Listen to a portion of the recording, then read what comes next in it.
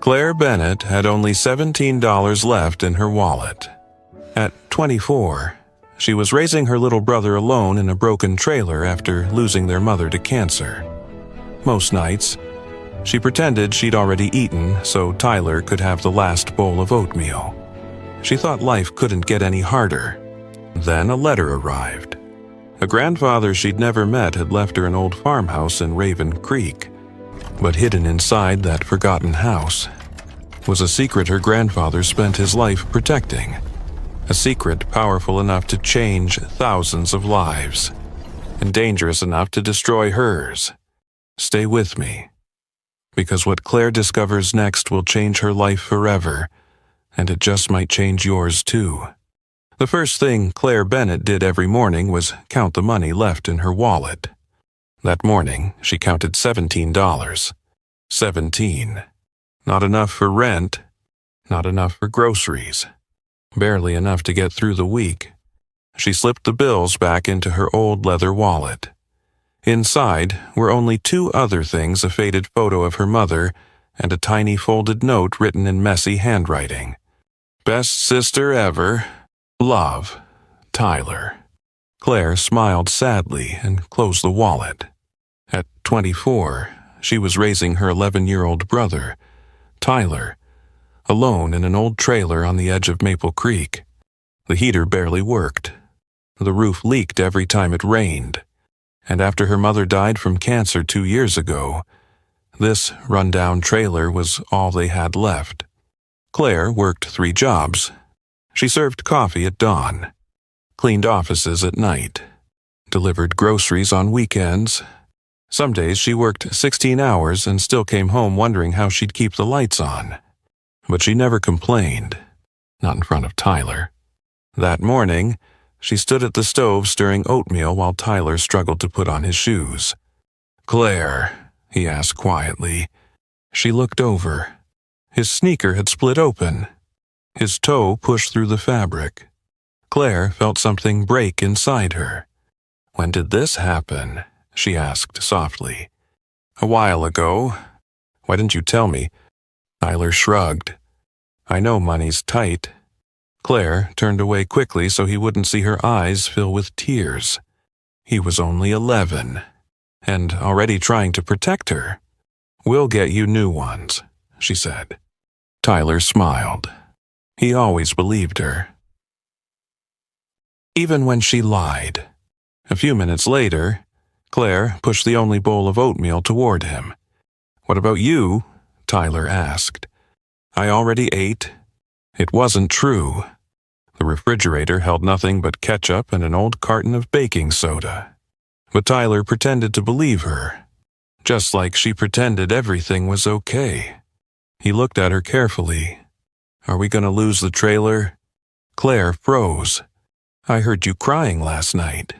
For a second, she almost told him the truth, that rent was overdue, that the landlord wanted them out, that she had no idea what to do next.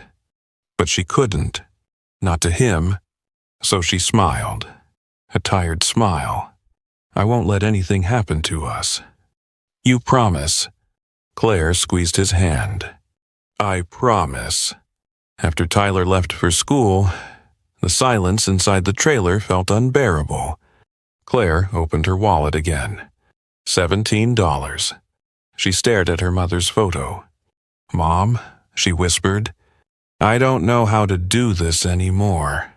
Tears rolled down her cheeks. Then, a knock at the door. Claire wiped her eyes and opened it. No one.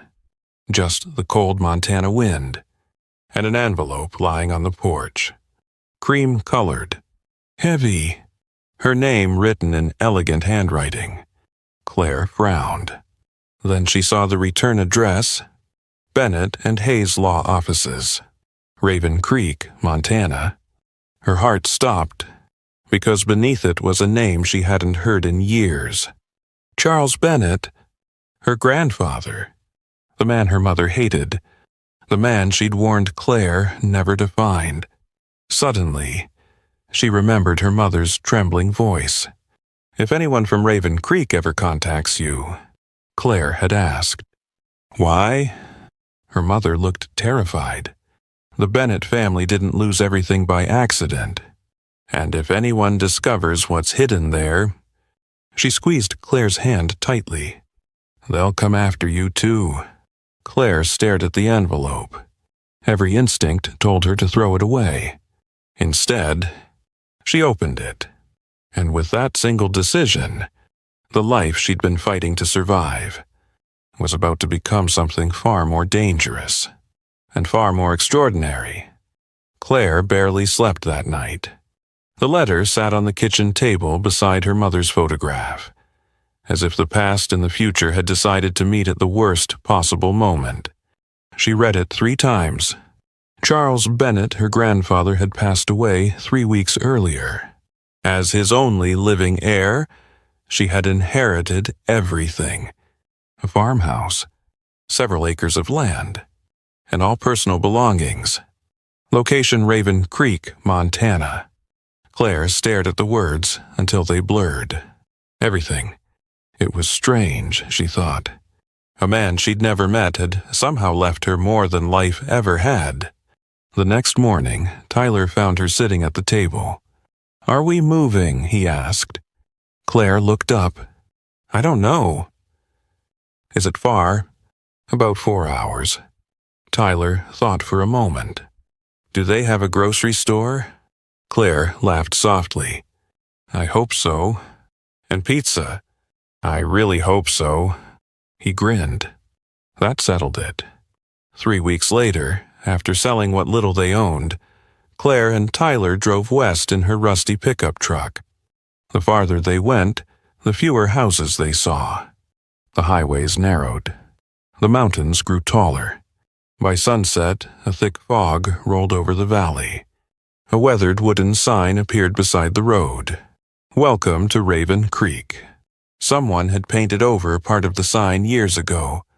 The letters looked scarred, forgotten. Tyler leaned toward the window. This place is creepy. Claire couldn't argue. The town was small. Too small. Old brick buildings lined the main street. The gas station looked deserted. People glanced at them as they drove by. Not curious. Not friendly. Just watching. Claire tried to ignore it, until she stopped at a small grocery store. An elderly woman stood behind the counter. She smiled at Tyler, then looked at Claire. What family are you with? Bennett. The woman's smile disappeared. The room suddenly felt colder. Bennett, she repeated. Claire nodded. My grandfather was Charles Bennett. The old woman's eyes widened. For a long moment, she said nothing. Then quietly, that house should have stayed empty. Claire frowned. What do you mean? But the woman had already turned away. Good luck, she muttered. Not kindly. Sadly. Back in the truck, Tyler whispered. I don't think she liked us. Claire forced a smile. Maybe she's just having a bad day. But deep down, she wasn't so sure. 20 minutes later, they reached the property. Claire slowed the truck and forgot how to breathe. The farmhouse stood alone at the end of a winding dirt road. 3 stories tall. White paint peeling. Windows dark. The porch sagging beneath decades of snow and rain. Behind it stretched acres of empty land. And beyond that, mountains. Silent and endless. Tyler stared. That's ours? Claire nodded slowly. I think so. The house looked lonely. Not abandoned. Lonely, as if it had been waiting. She climbed the porch steps carefully. The wood creaked beneath her boots. Inside, dust floated through thin beams of evening light. Old furniture sat covered in white sheets. A grandfather clock stood frozen at 8:17. The air smelled of cedar and old books. Tyler wandered into the living room. Do you think Grandpa lived here all alone? Claire looked around. I think he did. The thought made her chest ache. What kind of life had he lived? Why had her mother hated him so much? And why had he left everything to her? That first night, they slept in sleeping bags beside the fireplace. The electricity worked. Mostly, the pipes groaned. The wind rattled the windows. Tyler fell asleep almost instantly, but Claire couldn't. The house made noises, tiny creaks, soft groans, like it was remembering something. Around midnight, she got up and wandered into the kitchen. Moonlight spilled across the wooden floor. Her flashlight swept across the faded wallpaper, then stopped. At the far end of the hallway, there was a door, or at least something that looked like one. It blended almost perfectly into the wall, hidden beneath layers of paint. Claire stepped closer, ran her fingers across the surface. There, a seam, perfectly straight. Her heartbeat quickened. A hidden room. She shook her head. No. Too many movies. Too little sleep. She turned away, but she couldn't stop thinking about it. The next morning, Tyler was exploring upstairs when she heard him shout, "Claire!" Fear shot through her. She ran. What happened? Tyler stood in an old bedroom, kneeling beside the floor, eyes wide, excited. I found something. One of the floorboards had shifted, just slightly, enough for his small fingers to pry it loose. Beneath it was a narrow compartment. Inside lay several bundles wrapped in oilcloth. Claire carefully lifted one out. Heavy. Old. Her hands trembled as she untied the string. Inside were papers, hundreds of them. Blueprints, detailed drawings, equations, complex diagrams, and at the bottom, a leather journal. The cover cracked as she opened it. The first page contained only 6 words, written in neat black ink. If you found this, you're finally ready. Claire stared at the page. A chill ran down her spine. Tyler looked up at her. What does it mean? Claire swallowed. Outside, the wind picked up. The old house creaked softly around them. And for the first time since arriving in Raven Creek, Claire Bennett realized something. Her grandfather hadn't simply left her a house, he had left her a secret. And somehow, she already knew. Her life was never going to be ordinary again. Claire couldn't stop staring at the journal. If you found this, you're finally ready. The words were simple. Yet somehow, they felt heavier than anything she'd ever read. Tyler sat cross-legged beside her on the dusty floor, ready for what he asked. Claire shook her head. I don't know. But she was about to find out. The journal belonged to Charles Bennett. Every page was filled with neat handwriting, sketches, and notes that Claire barely understood. Some entries talked about loneliness. Others talked about regret. But one phrase kept appearing over and over again. The heart. Chapter 3. The heart is stable for 11 minutes. Day 127. They offered me money again. Day 215. I will never let them have the heart. Claire frowned. Who were they? And what exactly was the heart? The further she read, the stranger it became. There were diagrams unlike anything she'd ever seen. Complex coils, copper rings, equations covering entire pages. And one sketch appeared more than any other. A machine, tall as a washing machine, wrapped in copper tubing. At its center sat a glowing sphere. Beneath it, Charles had written, "The heart, independent energy generation system." Claire stared at the drawing. This looks like something from a science fiction movie. Tyler leaned closer. Do you think Grandpa built it? Claire laughed softly. I think Grandpa imagined it. But even as she said it, she wasn't sure. The next few days passed in a blur. Claire cleaned. Tyler explored.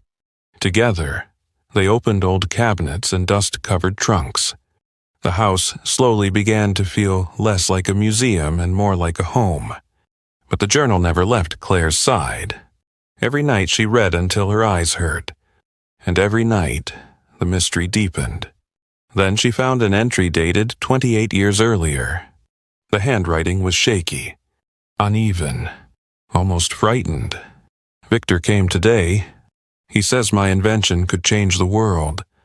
He says investors are ready, but I saw greed in his eyes. I told him no.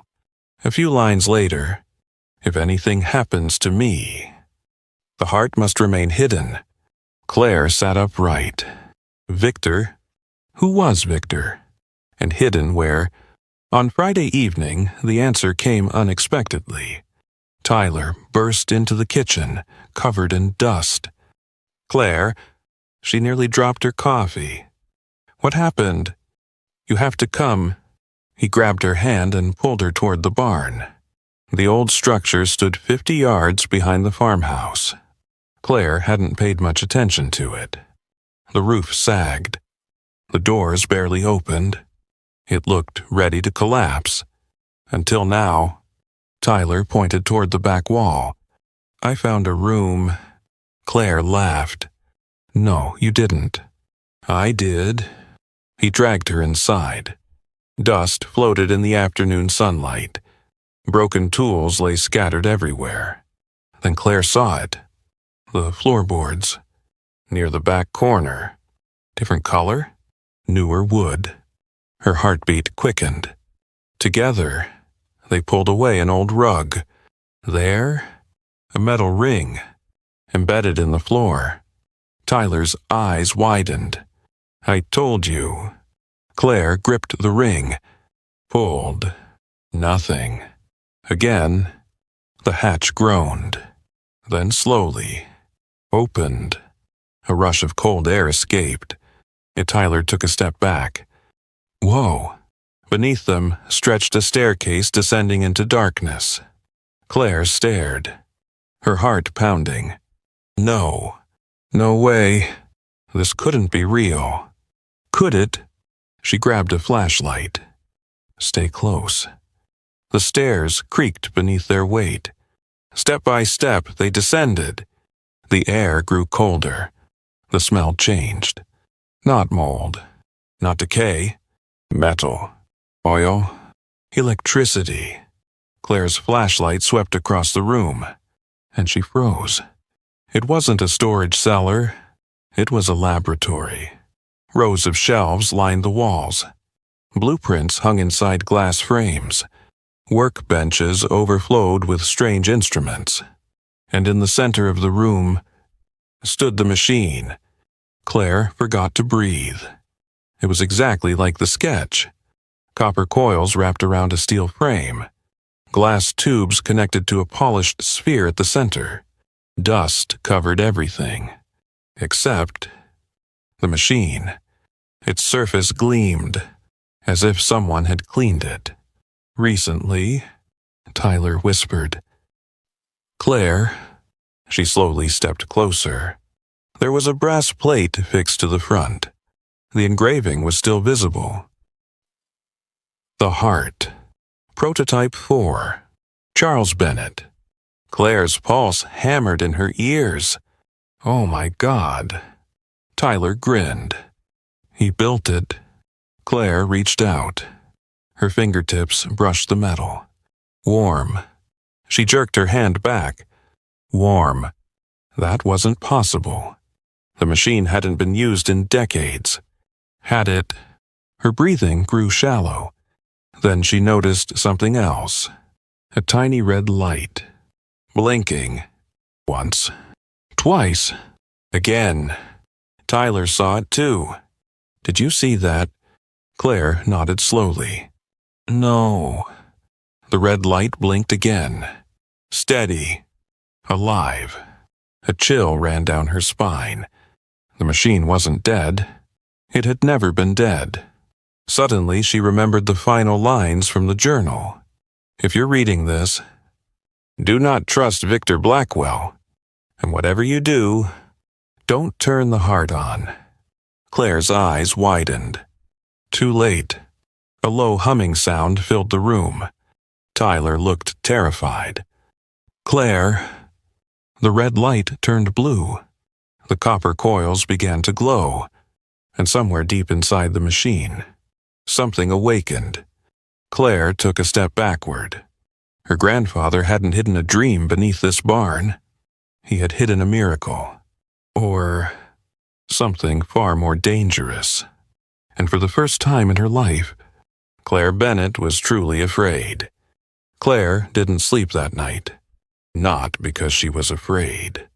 At least, not anymore. She sat alone in the hidden laboratory beneath the barn, wrapped in an old blanket, staring at the heart. The machine was quiet now. The blue glow had faded, but every once in a while, a faint pulse of light flickered deep inside its core, soft and steady, like a heartbeat. Tyler had been the one to name it. It feels alive, he'd whispered before bed.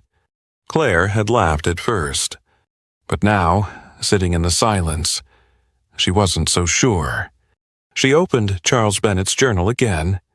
The pages smelled of dust and cedar. For hours she read, not just about the machine, about the man, and for the first time in her life, she began to know her grandfather. He wasn't the monster her mother had described. He wasn't cold, or selfish, or cruel. He was lonely, brilliant, and terribly misunderstood. One entry stopped her cold. April 14th, 1992. Emily came to visit today. Claire blinked. Emily, her mother. She asked me why I care more about my machine than my family. I didn't know how to explain that I built it for her. Claire swallowed hard. She kept reading. I wanted a world where she never had to choose between medicine and food. A world where families like ours could survive. But I failed her. The ink smeared across the page, as if tears had fallen there decades ago. Claire stared at the words. All her life, she'd believed her grandfather abandoned her mother. But what if he'd been trying to protect her? The next morning, Tyler found Claire crying. Not loudly, just quietly. Holding the journal against her chest. What happened? He asked. Claire wiped her eyes.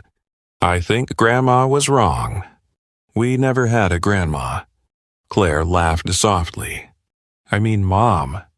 Tyler sat beside her. What do you mean? Claire looked toward the heart.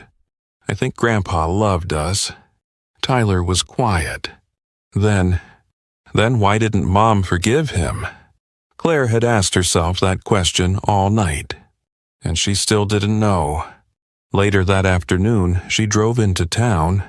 Raven Creek looked different now. Less creepy. More sad. Like a place holding its breath. She parked outside the library. The building was tiny. Old brick. Warm, yellow lights glowing through the windows. Inside sat an elderly man with silver hair and round glasses. He looked up, smiled, then froze. His eyes widened. My goodness.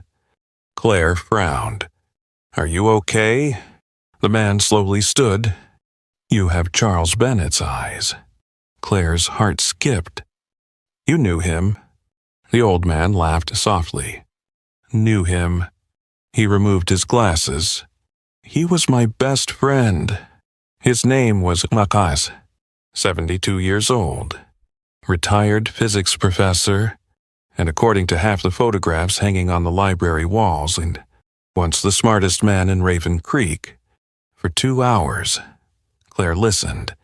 Walter told stories she'd never heard. Charles teaching neighborhood kids science in his garage. Charles repairing broken radios for free.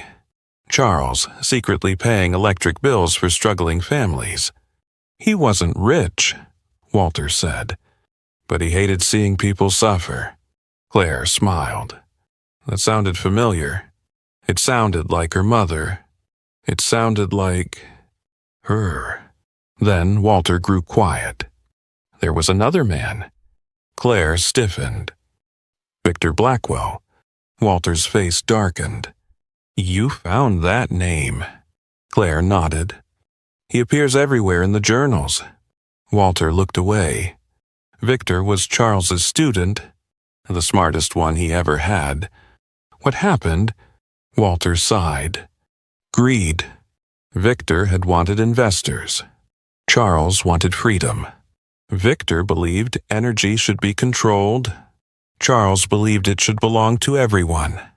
The arguments grew worse. Then, one day, Victor disappeared. A year later, he founded Blackwell Energy. Today, it was one of the largest energy companies in the country. Walter looked Claire straight in the eyes. And Charles, he disappeared too. Claire's chest tightened. Because of Victor, Walter hesitated, then nodded slowly. That's what most of us believe. Claire drove home in silence. The mountains looked different now. The farmhouse looked different. The barn looked different. Everything had changed. Because she had changed. For weeks, she thought about selling the property, paying off debts, starting over. But now, she couldn't. Not after learning the truth. Not after realizing what her grandfather had sacrificed. That evening, she sat on the porch beside Tyler. The sky burned orange behind the mountains. Tyler swung his legs. Are we going to sell the house? Claire looked at the barn, at the heart hidden beneath it, at the dream her grandfather had buried for 30 years. Slowly. She shook her head. No. Tyler smiled. Good. Claire laughed. You didn't even ask why. I know why. Oh, yeah. He nodded. Because Grandpa believed ordinary people deserve something extraordinary. Claire stared at him. Those words. They were almost identical to something she'd read in the journal. How did you know that? Tyler shrugged. I don't know. Then he smiled. But I think Grandpa picked the right person. Claire looked toward the mountains. The wind blew softly through the trees. And for the first time in years, she didn't feel poor. She didn't feel scared. She didn't feel alone. She felt something else. Purpose. The kind that changes a person. The kind worth fighting for. And though she didn't know it yet, somewhere hundreds of miles away, Victor Blackwell had just learned one terrifying fact. Charles Bennett's granddaughter had returned, and the heart was beating again. For the next 2 weeks, Claire Bennett lived 2 lives. By day, she was still the same young woman from Maple Creek, the girl who clipped coupons, worried about bills, and stretched leftovers into another meal. But at night, she became something else. An investigator, a dreamer, the keeper of a secret so extraordinary that sometimes she wondered if she'd imagined the whole thing. Every evening, after Tyler fell asleep, Claire slipped into the hidden laboratory beneath the barn. She read Charles Bennett's journals one after another, dozens of them. The earliest entries were filled with excitement, the middle years with obsession, and the final journals with fear. March 7th, 1994. The heart worked for 27 minutes today, enough to power the workshop. I cried when the lights came on. September 18th, 1995. Victor offered me $15 million. I refused. He called me a fool. January 3rd, 1996. If I disappear, promise me this. Never let greed touch the heart. Claire closed the journal. Her throat tightened. $15 million. 30 years ago. How much would it be worth today? 50 million. 100. More. The thought terrified her. Not because of the money. Because of what people would do to get it. One night, she finally asked the question she'd been avoiding. Do you think Grandpa was telling the truth? Walter Hayes adjusted his glasses. They were sitting in the library after hours. The blueprints spread across the table. Walter had spent days studying them. And every day, his expression grew more stunned. I've been teaching physics for 40 years, he said quietly. And I've never seen anything like this. Claire's heart sank. So it's impossible. Walter looked up sharply. No. His voice almost shook. That's what scares me. He pointed at one of the diagrams. This energy conversion system. He paused. Claire waited. Walter removed his glasses. Claire. If these calculations are right. He looked toward her as if afraid of his own words. Your grandfather was decades ahead of everyone. Claire stared at him. But it works. Walter nodded slowly. I know. The machine turned on. I know. It was warm. Walter froze. What did you say? Claire suddenly realized she had never told him. Not everything. She took a deep breath and told him. The hidden room. The staircase. The laboratory. The blinking blue light. Walter listened without interrupting. When she finished, the old man sat perfectly still, then quietly whispered, Take me there. The next morning, Walter Hayes stood in front of the heart and cried, not loudly, not dramatically, just tears sliding silently down an old man's face. Claire pretended not to notice. Walter slowly walked around the machine, running trembling fingers across the copper coils, the steel frame, the glass chamber at the center. Oh, Charles, he whispered. You crazy old fool. Claire smiled. You really think he built this? Walter looked offended. Think. He pointed at the brass plate. The heart. Prototype 4. Charles Bennett. Claire. Walter turned toward her. Your grandfather wasn't just a scientist. He was a visionary. The word echoed inside her. Visionary. Nobody had ever called anyone in her family that. Poor. Stubborn. Unlucky. Sure. But visionary. Never. Claire looked at the machine. At the dream hidden beneath decades of silence. And suddenly, she saw something she'd never allowed herself to imagine. A future. Not just survival. Not endless bills. Not choosing between groceries and rent. Something bigger. That evening, Tyler found her sitting outside the barn. You look weird. Claire laughed. Thanks. No, like... He sat beside her. Happy weird. Claire looked toward the sunset. The mountains glowed gold. Birds circled above the valley. For once. She wasn't afraid of tomorrow. I think Grandpa left us something important. Tyler grinned. The machine... Claire shook her head. I hope. Tyler thought about that. Then nodded. I like hope. 3 days later, a black SUV pulled into the driveway.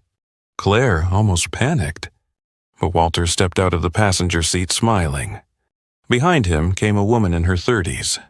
Dark hair, sharp eyes, a leather briefcase tucked beneath her arm.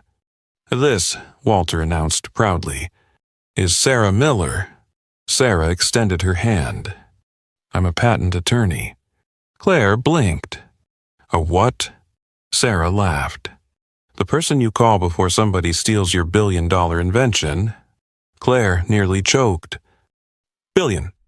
Sarah shrugged. If it works, Walter smiled. If. Sarah crossed her arms. I'll believe miracles when I see them.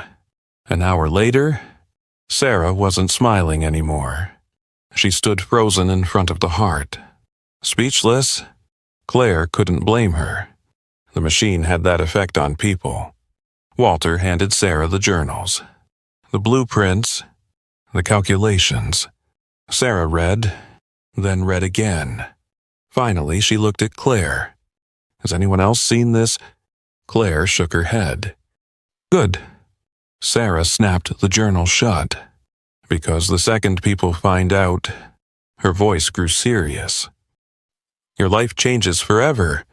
Claire looked at the heart. At the soft blue pulse glowing within. Maybe that's okay. Sarah stared at her. You don't understand. No, Claire said softly. I think I do. For years, she'd lived in fear. Fear of bills. Fear of losing Tyler. Fear of tomorrow. But standing here, inside her grandfather's hidden dream, she felt something stronger than fear. She felt possibility. Sarah sighed. All right. She opened her briefcase, pulled out a stack of papers. First thing tomorrow, we file provisional patents. Walter grinned. Tyler pumped his fist. Claire laughed. The sound surprised her, because it had been a long time since laughter came so easily. That night, after everyone had gone home, Claire stood alone beside the heart. The blue light flickered softly, almost like breathing. She touched the brass plate and whispered, I don't know why you chose me. The machine hummed quietly. Somewhere above her, wind swept across the valley. And for the first time in years, Claire Bennett allowed herself to dream. She didn't know it yet, but in another state, inside a glass office overlooking a city skyline, a man named Victor Blackwell was staring at an old newspaper clipping. The headline read, Charles Bennett disappears without a trace. Victor's phone rang. He answered. A voice on the other end said, Sir. A pause. Then, she's found the heart. Victor slowly stood and smiled. Not warmly, not kindly, but like a man who had been waiting 30 years for this exact moment. Claire Bennett thought discovering the heart would change her life. She was wrong. It changed who she was. Because dreams, real dreams, the kind powerful enough to change the world, don't arrive alone. They bring fear, doubt, and people who will do anything to stop them.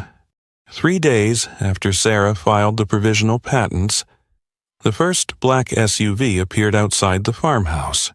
Then another, and another. They never stayed long. Just parked at the end of the dirt road, watching.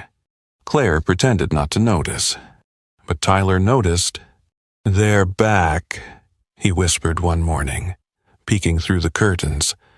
Claire looked outside. 2 men in suits stood beside the vehicles, talking. Looking toward the barn, her stomach tightened. It's okay, she lied. But the truth was, she was scared. Terrified, actually, because for the first time in years, she had something to lose. That afternoon, Sarah arrived carrying a thick folder. Her expression was grim. They know. Claire looked up. Who? Sarah tossed the folder onto the table. Inside were newspaper articles, business magazines, photos, all featuring one man. Victor Blackwell. Silver hair, sharp jaw, cold eyes. CEO of Blackwell Energy. Estimated net worth $14 billion. Tyler whistled. That's a lot. Sarah didn't smile. Victor built his empire on energy. She pointed to the folder. And Charles Bennett nearly destroyed it. Claire's chest tightened.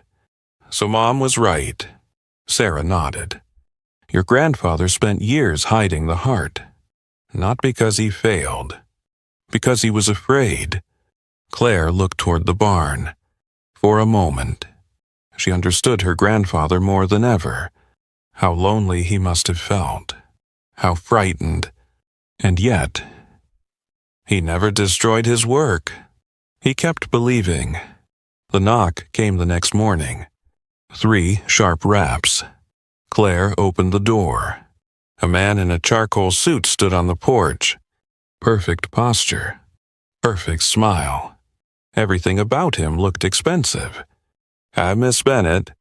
Claire nodded cautiously. He handed her a black envelope. My employer wishes to make you an offer. Who is your employer? The man smiled. You already know. Claire didn't open the envelope until he left. Inside was a single sheet of paper. $50 million. In exchange for all patents, all research, complete ownership of the heart. At the bottom was a handwritten message. You don't want this fight. Victor Blackwell. Claire stared at the paper. $50 million. More money than she'd ever imagined. Enough to buy a mansion. Enough to travel the world. Enough to make every problem disappear. Tyler peeked over her shoulder. Wow. Claire laughed nervously. Yeah. Then Tyler asked, Are you gonna sell it? The question hit her harder than expected. She looked toward the barn. Toward her grandfather's dream. Toward the machine that pulsed quietly beneath the earth. And suddenly she remembered something she'd read. This wasn't built for money. It was built for families. Claire folded the offer, then tore it in half. Tyler's eyes widened. Seriously. She smiled. Seriously. Sarah nearly had a heart attack. You what? Claire shrugged. I said no. Sarah paced the kitchen. Claire, do you realize what $50 million is? Claire nodded. Do you realize what Grandpa gave up to protect this? Sarah stopped.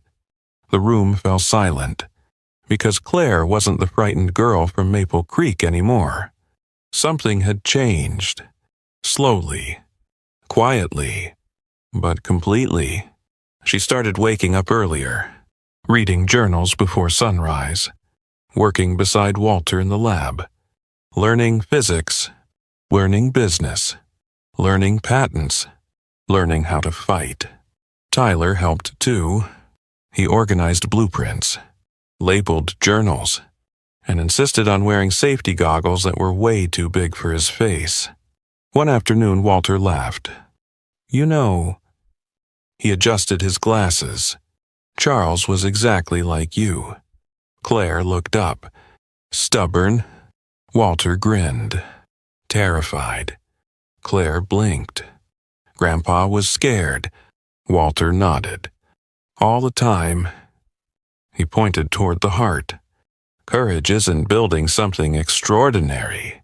It's protecting it. At night, Claire sat alone in the lab. The machine glowed softly, blue light reflecting in her eyes. For years, she'd thought strength meant never being afraid. But maybe strength was being afraid and choosing to move forward anyway. She thought about her mother, working double shifts, smiling through pain, protecting her children until the very end. Her mother had been brave.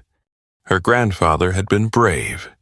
Maybe she could be brave too. The next morning, she did something no one expected. She called a meeting. Walter, Sarah, Tyler. They gathered around the old wooden table beneath the barn. Claire took a deep breath, then said, I'm not selling. Sarah sighed. I know. Claire smiled. I'm not hiding either. That got everyone's attention. What do you mean? Walter asked. Claire looked at the heart, at the dream buried underground for 3 decades, and she knew If fear had ruled her grandfather's final years, she wouldn't let it rule hers. We show the world. Sarah nearly dropped her coffee. Absolutely not. Walter laughed. Tyler looked thrilled. Claire stood. For the first time in years, she felt taller somehow. Stronger. I spent my whole life trying not to lose things. My home. My mom. My future. She swallowed hard, and all it did was make me afraid. She placed a hand on the heart. But this, her voice trembled. This is bigger than me. Bigger than money. If Grandpa was willing to risk everything. She looked at Tyler, then Walter, then Sarah. I can too. The room fell silent. Walter smiled first, slowly, proudly. Sarah rolled her eyes, but Claire noticed tears forming there. And Tyler? Tyler jumped to his feet. I knew it. Claire laughed. So you're with me? Tyler grinned. Always. That evening, as the sun disappeared behind the mountains, Claire stood on the porch. The wind tugged gently at her hair. Somewhere inside the barn, the heart pulsed steadily. No longer a secret, no longer a burden, but a purpose. And for the first time in her life, Claire Bennett didn't feel like a poor girl trying to survive. She felt like someone capable of changing the world. What she didn't know was that Victor Blackwell had already boarded his private jet. Destination, Raven Creek. And he wasn't coming to negotiate anymore. The first interview almost didn't happen. Claire nearly canceled 3 times. She wasn't a scientist. She wasn't a CEO. She was a girl who used to count pennies at her kitchen table and pretend she'd already eaten so her little brother wouldn't worry. What business did she have standing in front of cameras? But Tyler wouldn't let her back out.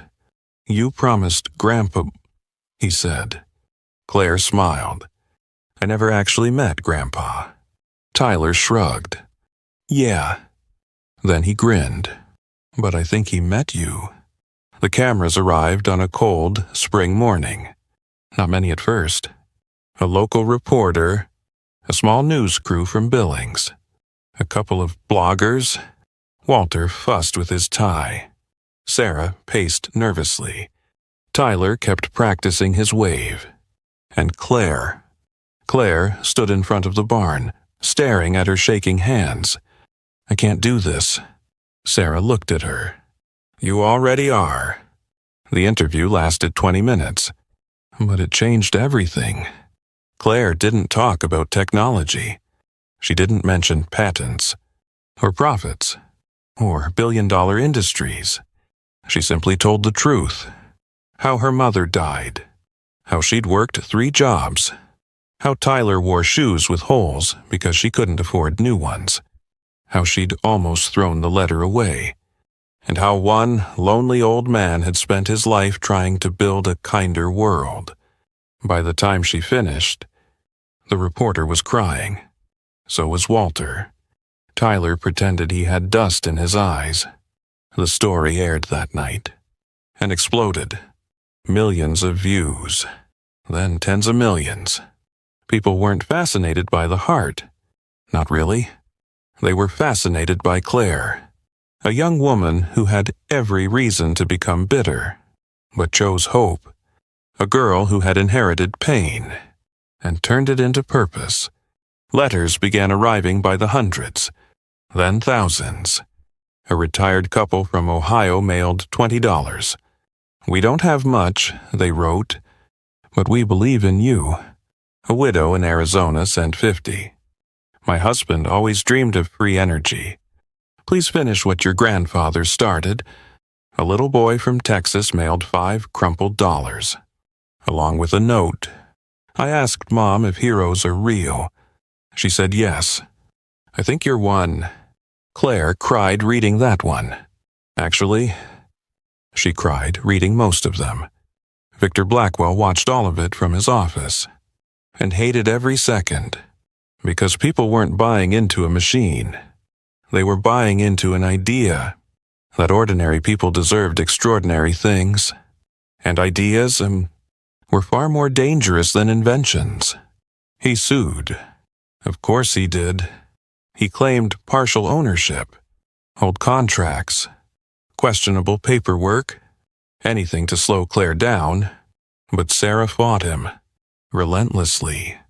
Walter testified. Tyler sat beside Claire every day in court, holding her hand whenever she got scared. And slowly, the truth came out. Victor had tried to buy the heart decades earlier. Charles Bennett had refused, then vanished from public life. Not because he failed, because he chose to protect his dream.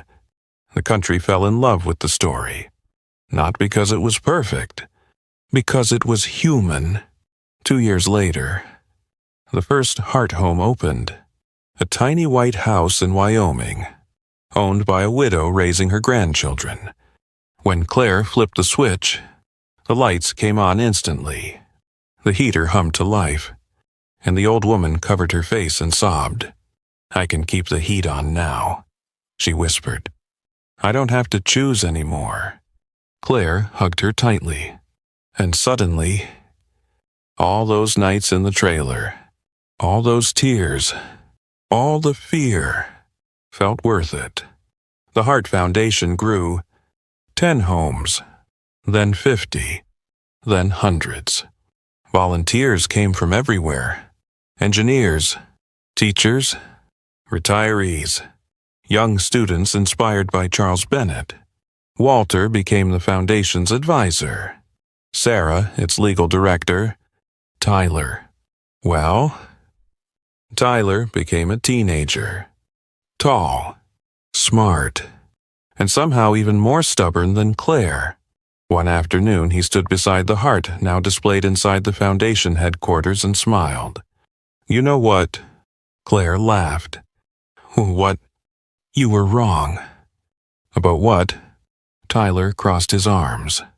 "You thought Grandpa left us a machine." Claire looked at him, then at the glowing heart of copper and light. "No," Tyler said softly. "He left us courage." That night, Claire sat alone on the porch of the farmhouse. The same porch she'd first climbed years ago. The mountains stretched endlessly before her. The wind moved gently through the trees. Behind her, laughter echoed from the house. Tyler. Walter. Sarah. Family. Not the one she'd been born into. The one she'd built. Claire looked up at the stars and whispered, "We did it, Mom." Tears filled her eyes. Not tears of grief. Not anymore. Tears of gratitude. Because life hadn't been fair. It had been cruel.